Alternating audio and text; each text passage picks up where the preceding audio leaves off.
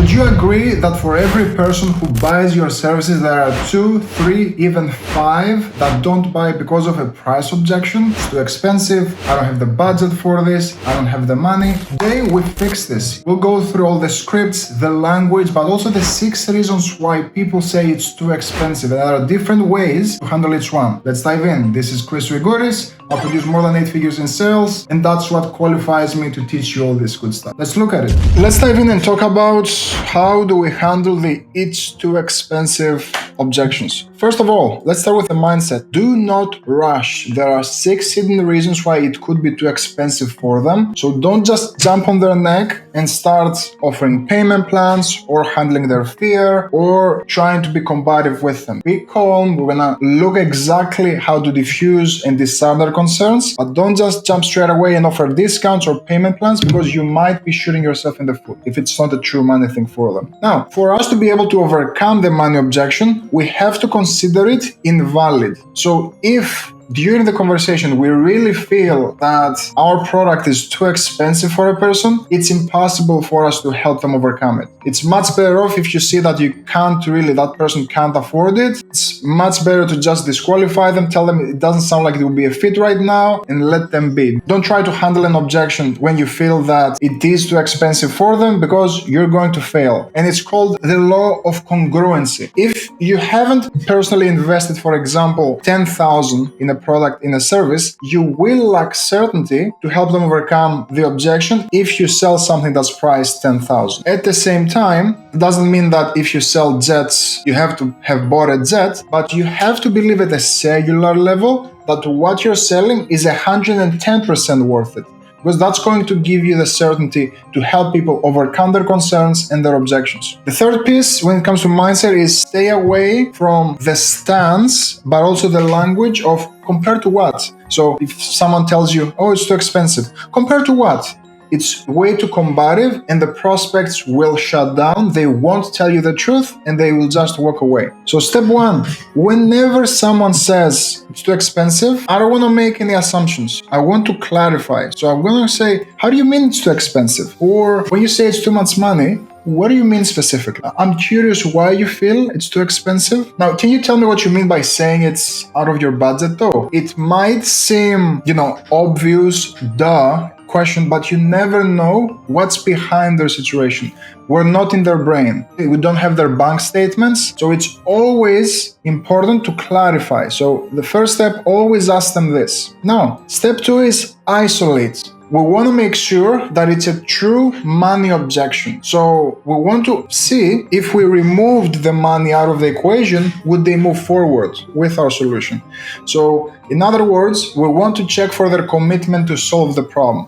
And also to see if our solution will solve the problem, if they feel it would. So the language that we're going to use is, that's not a problem. We put their concerns at ease. We diffuse any resistance that's there. It's not a problem. If you did have the money or the funding, would you do it so you can get to the outcome that you want? Typically, if we've done a good job presenting, they're going to say yes. Then we're going to ask, why though? Because we want them to defend that yes. Yes can be very surface level. Oh yeah, I think it will help, but there's no meat on the bone there. They haven't justified that yes. Now, if we want to get them to sell themselves, we have to ask, why though? And you can double check by saying, okay, so besides the money, is there anything else holding you back from getting started so you can get to outcome? And here you want to hear, no, besides the money, I'm ready to get started. So let's dive into the other reasons why. Now, let's talk about pre-handling money. During the call, or before the call, you can do a couple of things to eliminate the possibility of you hearing the money objection. One piece is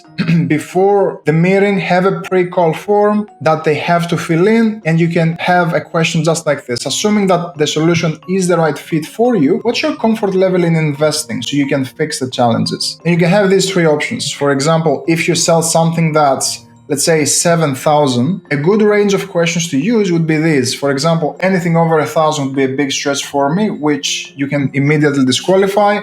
I would invest 5,000 to 10,000 if I was confident I would see a return on my investment. And this question is very strategic because if you sell something that's 7,000, we anchor them at the 10,000 range. So when we drop the price at 7,000, it will be much easier for them to digest. And now it's even more anchoring. So the third option is is I'm anchoring them even at a high level. So they will come to the call expecting for the investment to be something like 20,000 and it will be 7. So it will be, in their mind, it will be much more affordable. Now, before you try price drop during the call, let's say you're having a conversation with them and you're getting the sense that they may have some money challenges. What you can say there is, I'm assuming that you understand that when you want to fix X and Y and Z challenge and get to outcome, it requires a certain level of investment. So would you be comfortable having a conversation around your finances to see if we can even help at this point in time? They will say typically yes, because if we use the right tonality and we're soft with them, people will open up. And here we'll say, what type of funding have you set aside so you can fix X and Y and Z problem? I don't want to use the word budget. I want you to remove the word budget from your vocabulary, because budget is something that they have set. And budget, in terms of the word, it puts their focus on the price. Where we want their focus to be is the outcome that they're getting. That's why we form the question, what type of funding have you set aside so you can get to the outcome that you want? Can you see? Huge difference. Now, let's move into when we hear too expensive, and it's a scenario where the price to value ratio, there is a disconnect when it comes to that ratio. And what that means is you haven't been able to communicate properly the value, and that's why in their mind, it's too expensive for them to move forward with you, then stay the same. So the chances of that happening is, number one, the different paths when that happens is you're presenting to the wrong problem. So you haven't been able to identify the true core problem. So there is no value for them to solve it. So how we fix it is you want to reconfirm value. So what you say there is, okay, but besides the money, do you feel like we can actually get you to X and Y and Z?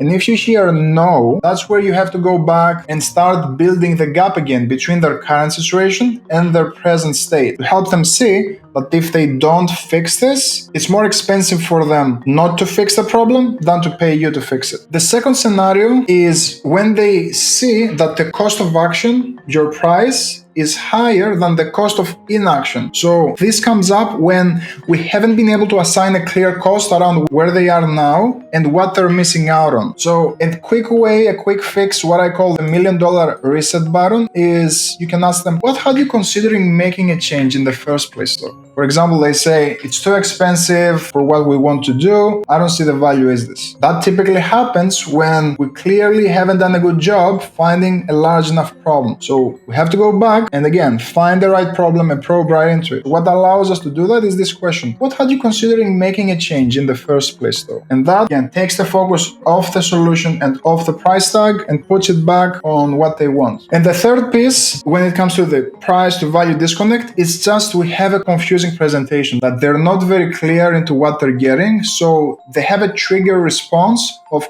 hey, this is too expensive for me. So how we eliminate that is we want to keep the presentation under 5 to 10% of the interaction. If you're having a conversation with them 60 minutes, you should only be pitching for around 6 to 10 minutes maximum. The longer the presentation, the more they think about it and price objections you might get. Now, these are a little bit more advanced to be on the YouTube land. So let's move into it's out of our budget. Now, what do you say? How do you handle it if they say, this happens a lot in B2B scenarios where after you probe and you clarify, they'll say something like, oh, the most we could pay for the service is about $5,000 a month and your price is $7,000 a month. What you want to do is, I understand, may I ask how you came up with the $5,000 figure just in case I'm able to help? They will say, oh yeah, that's what we had in mind for us to fix these problems. Okay, that makes sense. So I guess, is the cost the most important factor for your decision, or actually putting yourself in the best possible position to fix the problem so you can get to the outcome? Now they would typically say, oh yeah, we want to fix it, but at the right price. But here we've already reframed their mindset again to the outcomes that they want, to the problems that they solve. So this is the line that I will hit them with afterwards. Here's what I'm going to ask. Well, I guess which is more expensive? You coming up with the additional $2,000 a month to fix the problem for sure and get to the outcome? Or is it more expensive for you to do nothing at all? You keep losing another $10,000 a month because you leave the problems as they are and keep it status quo.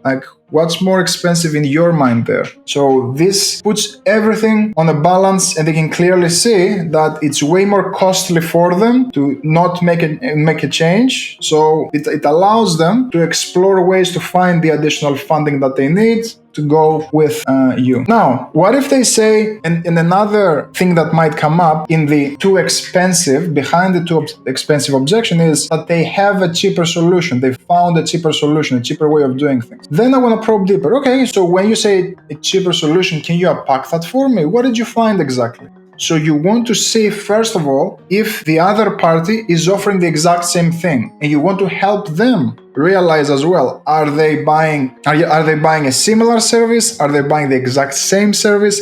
Are they buying 1/3 of the service that you offer? That's why they see that it's cheaper. And if they say, for example, oh, we want to go with X competitor, you don't want to trash talk the competition, because the moment you do, you lose all the credibility, all the rapport that you've built during the conversation. So what you want to say here is, oh yeah, that's not a bad product. May I ask why you haven't pulled the trigger with them yet? So you want to find the reason. Obviously, something didn't resonate with them. Like they wouldn't keep looking around if they felt that that's in their budget and that's the right solution for them. So help them uncover those emotions. The other question that you can implement here is, oh yeah, that's not a bad product. Are you familiar with the difference between our product compared to product X? And this is your opportunity to help them unpack any features and any benefits, and also how your product will make them feel in comparison to product X. So this is, of course, you brainstorm, you're discussing with them, but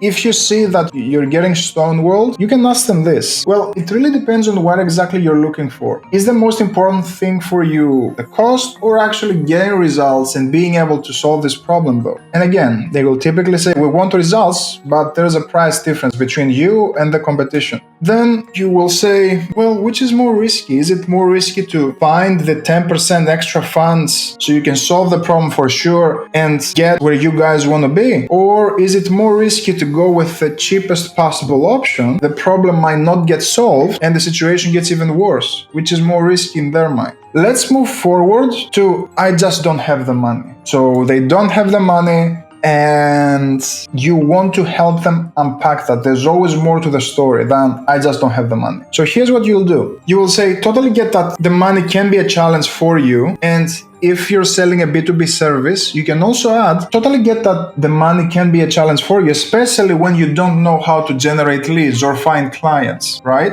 So we're tying the lack of money to the problem that they have. So this disarms the resistance. It justifies to themselves that, yeah, he's right. I don't have money because I don't have the right service. So I really need this person's service so I can make more money. Can you see how that works? This is powerful stuff. Now, we want to ask them, we won't jump in and save the day. We're not heroes. We are leaders. So we want to lead our prospects to the solution, right? But we're going to ask them. So how do you think you can resolve that where you can't come up with the money so you can achieve the outcome? If they can't come up with potential avenues, well, help them brainstorm. What possible avenues can you think of to find funding to get to outcome? And you will allow them to brainstorm. A lot of people can take a loan, depends on what you're selling. A lot of people can borrow. A lot of people can have different avenues of getting the funding. Then that's your opportunity to implement and brainstorm depending on if you're offering payment plans. So you ask them, is it more of the entire amount? Or if we were to break it into something more digestible, would that help you? So you don't have to postpone getting to the outcome that you want. And this is your opportunity to offer payments, of course. So you can offer payments, a payment plan, and see if this is something that they can do. Now, again, if you're hearing a stonewall here, this is where you can make more suggestions. What a lot of our clients do is they use a credit card, split payments, or they can sell a kidney. No, don't say that. I'm just messing with you. But you want to say, would you be against looking at that option? And if still they cannot come up with ways, you can ask what we call a nightmare question, which it paints the vision of the future if they don't make a change. So how are you going to fix the challenges so you can get to X and Y and Z if you don't get help? Now, let's move forward to the fear uncertainty. First of all, we want to make sure, we want to confirm the value, and we will always take prospects through the money flow objection first, which is this one. So you want to make sure, for you to be able to properly identify that it's a fear objection, you have to see that they have the money in the first place. And they're just saying, I don't have the money because they're fearful or they're uncertain about something. So you will take them through this flow, you will use this language, and once you agree on a payment plan, let's say they're okay with splitting the investment that you require into 2 payments, but they still don't want to move forward, that's uncertainty, right? Or if they're resistant to a payment plan and they just say, oh, I don't want to break into payments, I'd rather just wait, that's uncertainty, that's fear coming up. So how we help them handle fear is, again, we have to go back and show them what they're missing out on compared to what our investment is. We have to ask them, okay, how long have you been thinking about making a change though? Okay, it's 3 months. And how much has that costed you so far in terms of money, time, energy? Okay, that makes sense. So what do you feel is more risky? Is it more risky to keep missing out on $10,000 a month for the next another, 2, 4, 6 months? Or is it more risky to make a change, come up with the $5,000 that we need so you can get to that goal? Let's say they're still hesitant. We have to get them to realize the nightmare, like what happens if they don't make a change? You keep having the same challenges for the next 2, 4, even 6 months, maybe 12 months. Are you okay with that scenario playing out? They'll typically say, no, I'm not okay. Okay, but how much longer do you want to spend not taking the steps required so you can fix X and Y and Z problem? Is it 2 months? Is it 6 months? Do you want to postpone for another 12 months? No, I can't postpone it any longer. Let's say they still are hesitant. Here's what we can say then. And it makes sense because as you're making this transition from hell, you don't want to use hell, from your current situation to heaven where they want to go. There's an unknown gap in between the two. And stepping into the unknown is scary. I completely understand. That's why most people stay stuck in their current situation, because of that fear that's in their way. The thing is, that fear is supposed to be there. Behind that fear, there's always excitement to take the right steps towards heaven. Now, we can allow that fear of change to keep us frozen in place, or we can use that fear and take action because of it. Now, for you, what do you feel puts you in the best possible position so you can win and get to outcome? So that's how you help someone overcome their fear. And a surprising reason why a lot of times you will hear it's too expensive, a lot of people won't feel they deserve it. And this goes both for male and female prospects, or I should say masculine versus feminine energy. People with feminine energy have a lot of challenges around, I don't deserve this solution. So this typically comes from someone who's adopted criticism from others and turned it into criticism of self. So there's a very particular and delicate way of handling it. We have to create awareness without triggering, without offending them. So here's how we're able to do that. Yeah, there's not a problem. I can totally understand that, you feel that way. Do you feel that there are other people just like you who have achieved this? Well, it's not because, they sat and they pondered and they waited until their self-worth increased that they got there. It's because they acted despite of feeling that way. And when they did, they realized that they were worth it all along. Because the reality is, until you see yourself taking action on things important for you, your inaction is only going to enforce the story that you tell yourself. And it's kind of like the knight and the dragon story, right? There's a princess trapped inside a castle guarded by a dragon. And there's a knight that wants to face the dragon to save the princess and take her home. But every time the knight walks away, the dragon is only getting bigger, only getting stronger. It's not until the knight faces the dragon and realizes he could defeat the dragon just from a simple swing with his sword. That's how we can help people realize that image of not deserving it. That's how we can help them have that aha moment and help them unblock it. So that has been the It's Too Expensive Objection Handling and Handling Flow. If you've enjoyed the video and you've watched more than 2, what are you waiting for? Hit like, subscribe to the channel, and if you need more hands-on help with your sales process, getting more clients, book a call with me below, and I'll see you on the next one.